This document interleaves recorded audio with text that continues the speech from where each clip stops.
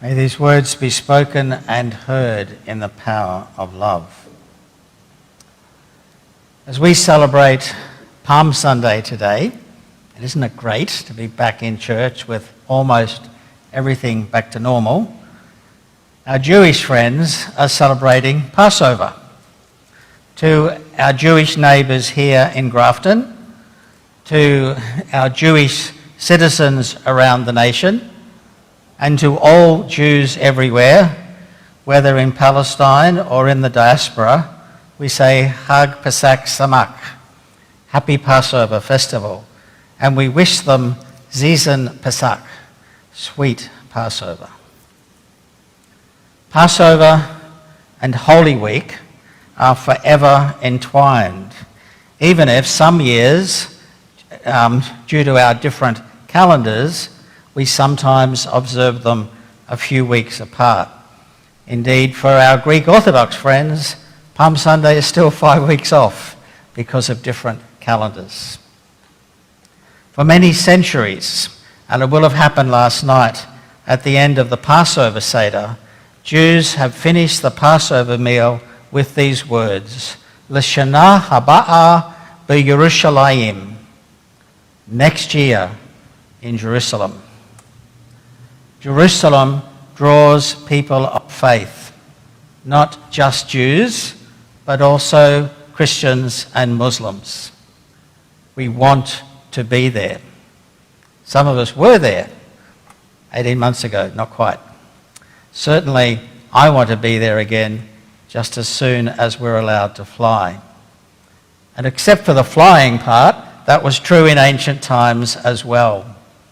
At Passover time, the population of Jerusalem, which was usually around 20,000 people, slightly bigger than Grafton. Some people think it was up to 100,000, but the archaeological records would suggest about 20,000 people living there.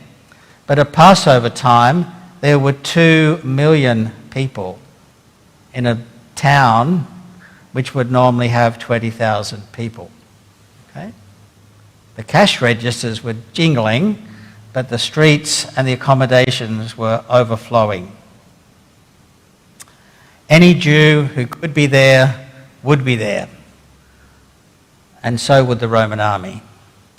The stage was set for conflict. The Roman procurator, Pontius Pilate, remember, the only Roman official whose name we remember because we say his name in the Creed when we use the Nicene Creed. Pontius Pilate came to Jerusalem every year for Passover, but not for religious reasons.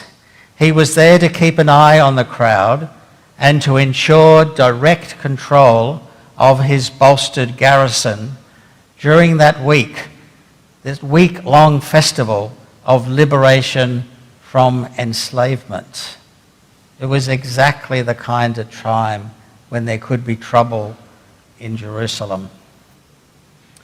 This week, Holy Week, together with our Jewish friends, we celebrate the crazy idea that the compassionate power at the very heart of the universe is on the side of the powerless and is opposed to every form of empire. This week drips with intense religious meaning, but also with powerful politics. Every empire, no matter its religion or its race, is held to account by the sacred truths Jews and Christians affirm this week.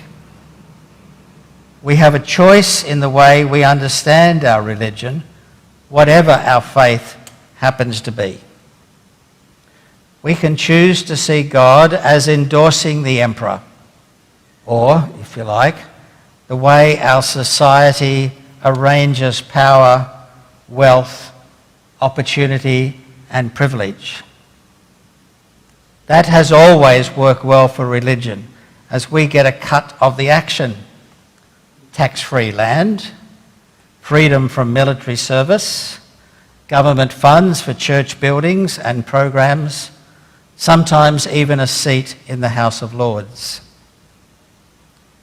That kind of God rides into Jerusalem on a white horse, surrounded by the banners of imperial privilege and with the power to arrest, imprison, beat and kill their opponents. But there is a different kind of God who rides into Jerusalem on a donkey.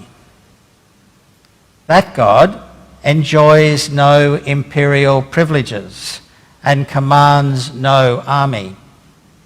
His kingdom is not of this world, or perhaps more correctly, his kingdom in this world reflects the way that the divine will is done in heaven as much as on earth. Far from getting access to government funds or a place at the table when big decisions are being made, this donkey-riding God is murdered by the people who enjoy imperial privileges.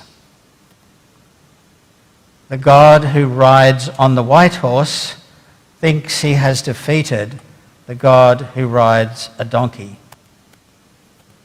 But it is not so. The slaves are set free from Egypt. The crucified one is raised to life and exalted to God's right hand in glory. That disruptive truth is central to the Passover story as well as to Holy Week. So this morning, I invite you to pause and think about which kind of God you imagine yourself to be serving. Does your God ride a horse or a donkey?